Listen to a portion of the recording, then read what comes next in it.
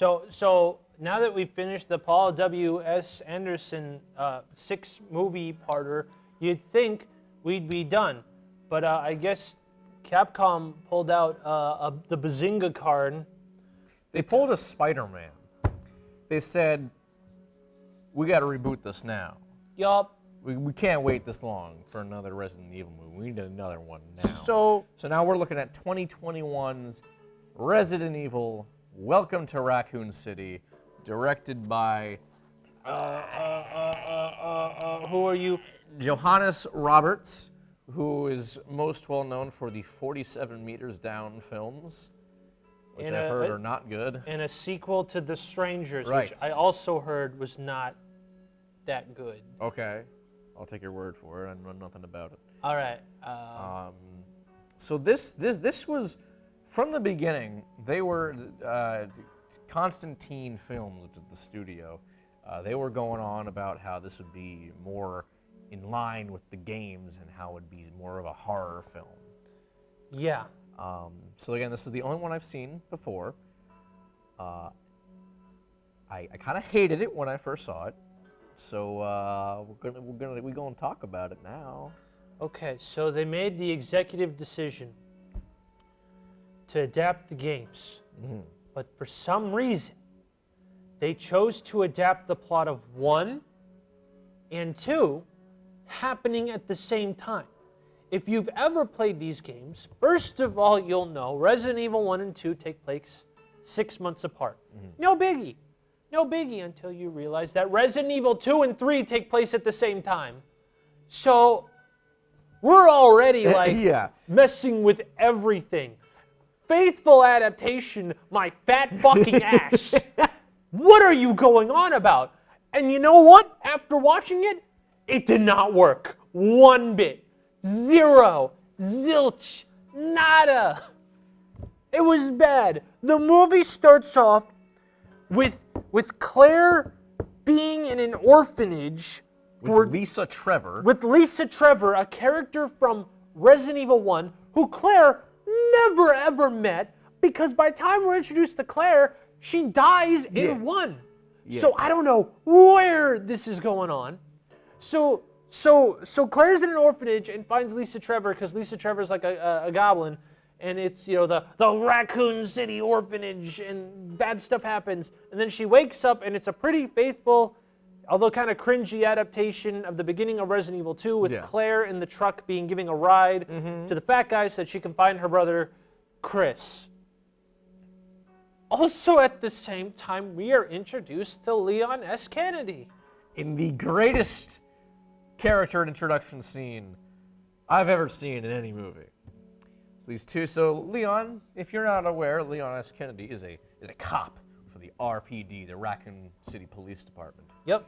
So he's kind of just in a diner, just kind of like... He's vibing. He's like sleeping. Yeah. He's like napping at the bar. These other two cops come in, and they go over to Jill and Wesker, who are there too. The stars, they're just hanging out. And then they notice Leon, and they're like, "Oh, you're that rookie who shot his partner during training, right? Leon S. Kennedy? What's the S stand for? Stupid?" This is an actual line in this film. We're not lying. I am not lying or exaggerating. I would not do that to you, dear viewer. Also, because again, I'm going to continuously hammer on the faithfulness of the adaptation. Everyone was excited for Leon for his first day of policing, so why is everyone a jerk to him? Doesn't make sense if you played literally, the tragic part of Resident Evil 2 is when Leon enters the dead police station full of zombies, there's literally all these signs welcoming him for his first day. So why everyone just hates him in this movie? Jill hates him, Chris hates him, Wesker hates him, the police commissioner hates him, everyone just hates him. I'm like, and he didn't do anything. No. He just slept in a diner, and everyone's just being a jerk. And then Jill does like some flirty flirt with him, and then they leave. And then Leon's like, ma'am, why are you just bleeding from your eye? And the woman who runs the diner goes, I have no idea what you're talking about. And there's like blood going down her eye. And then stuff happens. Yeah. Claire runs over, the truck guy runs over a zombie, but they don't know it's a zombie, which again, kind of like what happened in the game. But the zombie at some point bites the truck guy's dog. So, so Claire gets dropped off at home. Now in the game, in Resident Evil 2, Claire's trying to find Chris because after the events of Resident Evil 1, Chris and Jill went missing. Jill went into hiding, and I don't even remember where canonically Chris was. I forget. I think isn't that what they do in Code Veronica? Like that picks up that plot point? Yes, that picks up, that's right, you're right. Code Veronica picks up that plot point. But that's beside the point, because we're only talking about 2 right now. Yes. So she goes to Raccoon City. Raccoon City is now a suburb for some reason, like a small town. Yeah, it's not a city. Suburb. It's not. It's a town. Yeah, it's like a town.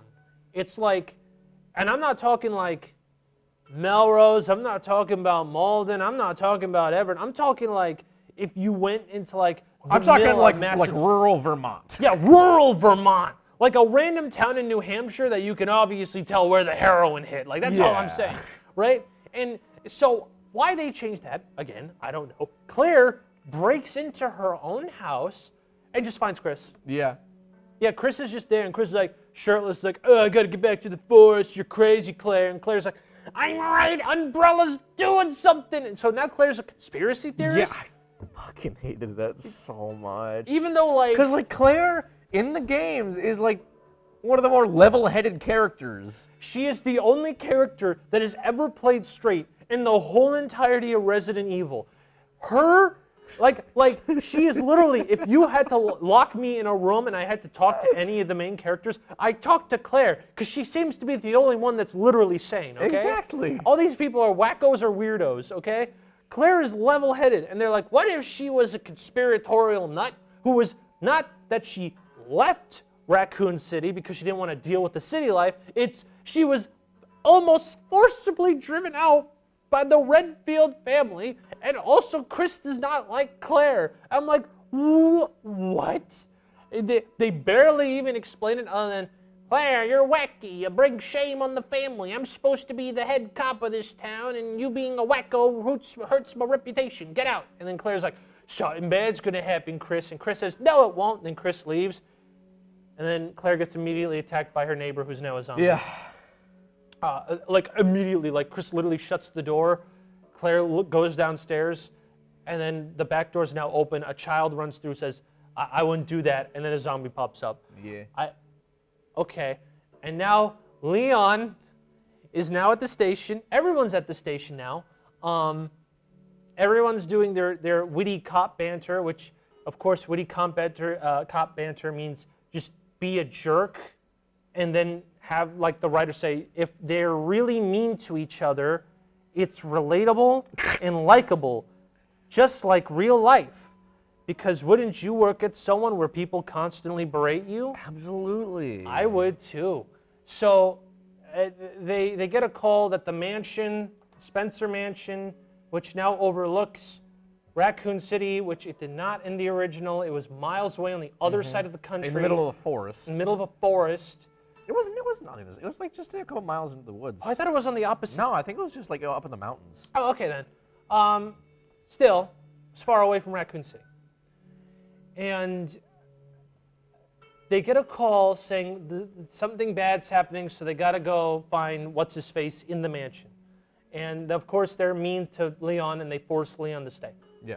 So now... Because he's not part of the Resident Evil 1 plot.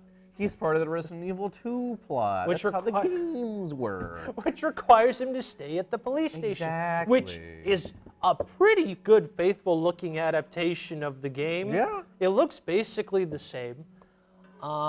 They even got the fact that under the level is the parking garage. They even got that correct. But yeah, so...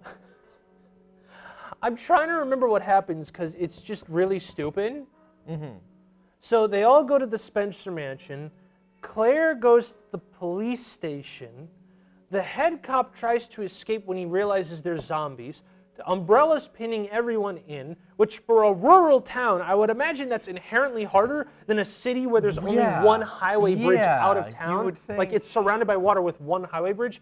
I figure like a small rural town, like what's going to stop you if you just left the car and go in like the cornfield? What's going to stop you? What did they? Nothing. Did they just hire men to just hide in the cornfield with locked and build loaded? a whole enormous perimeter. There's like a circle of dudes just surrounding the city, just vibing, waiting for someone to show up. I don't know. Lord knows. The cop guy comes back. The zombie dogs are like the full apocalypse is now happening. Yeah. And by apocalypse is in there's a couple zombies. There's a couple zombies. It's like a handful. Yeah, because it's a small town, so now it makes less sense Yeah. why there's zombies. There's not. They have a scene where somehow in the locked garage of the police station, one of the zombie dogs somehow got in. And two, it made sense because the police station was over a lab, which had the zombies, but they took that out. So the dog just shows up, and the police guy almost dies, and then Claire just also somehow enters the locked parking garage and saves him. And then Leon almost kills Claire. Because that's the thing that happens. Yeah.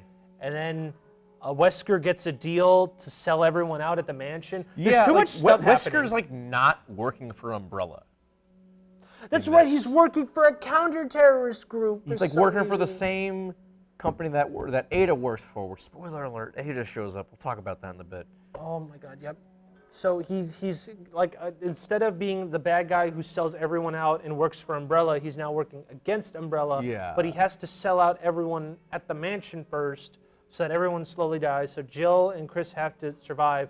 But because the script's badly written, Jill doesn't have a character and is almost never in Jill it. may as well not be in that film. Not only does With how little impact she has on the plot, she may as well not be in the film. Not only does she not even look remotely close to any design of Jill ever conceived, they didn't even bother to include like the little beret she had in one. That's like the easiest thing they could have done. They just could have popped a beret on her. Yeah. Called it a day. No, she's just a regular cop lady. I'll say this though, Robbie Amell as Chris, very good casting. That was good casting. He looks like He literally. like a Chris Redfield. That is the only. You want to know something funny? Until I got used to the movie, the only character I could recognize thoroughly was Chris every single time because he looks like Chris. Yeah. So then I think the plots separate to Wesker sells out everyone in the mansion. So now Chris and Jill have to survive. Meanwhile, at the same time, instead of going into the laboratory and blowing it up, because again, they cut it out, the library's under the Spencer mansion. So now Claire, the cop guy, and Leon have to find a way into the Spencer mansion, but they can't leave the town because of Umbrella, so they have to find lab networkings to get to the lab under the Spencer mansion. And they go to the orphanage because Claire knew that there was a way in. And maybe Lisa, whatever her name is still Trevor, Lisa Trevor's still who is alive. I'm pretty sure, right? Who has the most.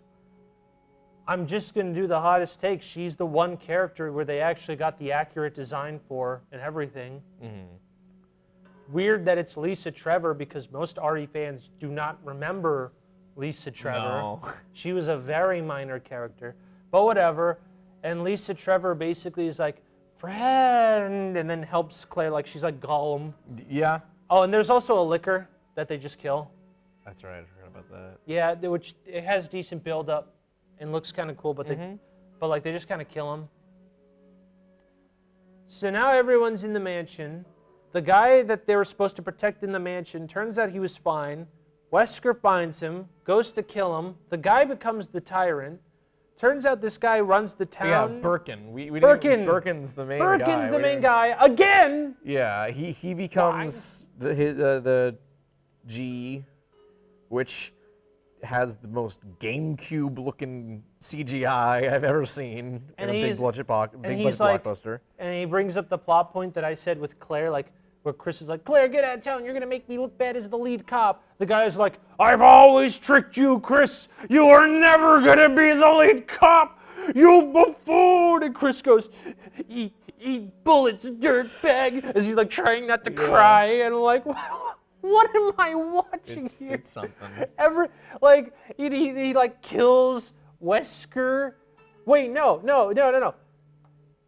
Jill kills Wesker because Jill had the hots for Wesker, and then she's crying because she killed Wesker. None of this is making any sense. I'm trying my best. I'm very lost. So she kills... Because Sherry's in the movie, right? Like, she's... Yeah. I think... It looks like Sherry... There's a standoff. And Sherry points a gun at Wesker, and Wesker points a gun at her, and then she... I guess it looks like she pulls the trigger, but it was actually Jill because Wesker positioned himself in a hallway that is completely pitch black behind him, that he wasn't looking because, you know, his back was facing down the hallway. And then Jill shoots him, and then Wesker goes, by the way, kid, I wasn't actually going to shoot you. I'm not all that bad. I died. And then he dies. And then the G-Virus gets the Birkins, the Incredible Hulk, does the thing with Chris. Yeah. And then I don't even remember how they beat him, to be totally honest. I don't remember either. They just kind of like... I think they just do the train scene. They do the train scene. He does. Raccoon City blows up. And then... Everyone lives happily ever after. Yeah, Jill, Chris, Claire, Leon, they all kind of leave because they're, you know, the characters that... And then they do the funny sequel bait where Ada comes in and Wesker's alive and he's like, oh, I can't see. And Ada's like, you're gonna need these, and she hands him his sunglasses. Yeah, from now on, and then Wesker's like huddled in a corner naked with only sunglasses on. Crying, and Ada's like, we got work to do. It was so and I'm funny. like, what am I doing? I actually had a line because I thought of the funniest bar. The after credit scene is Wesker.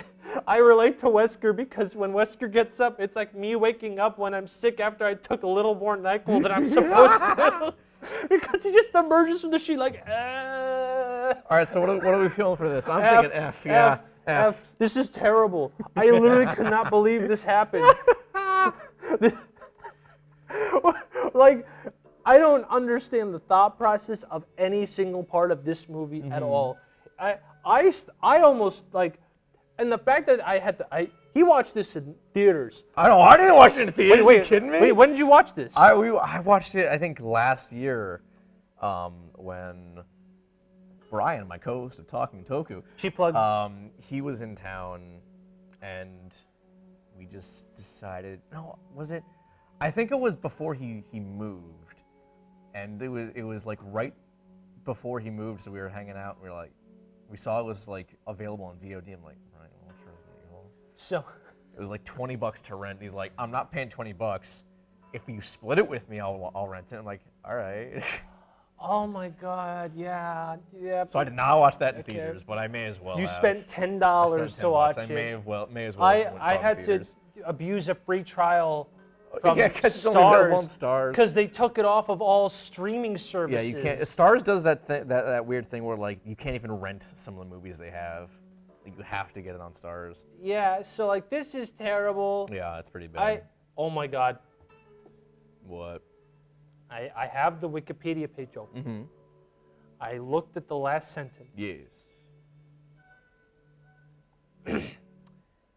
In a mid-credits scene, Albert Wesker is saved from death by Ada Wong and is given his trademark sunglasses.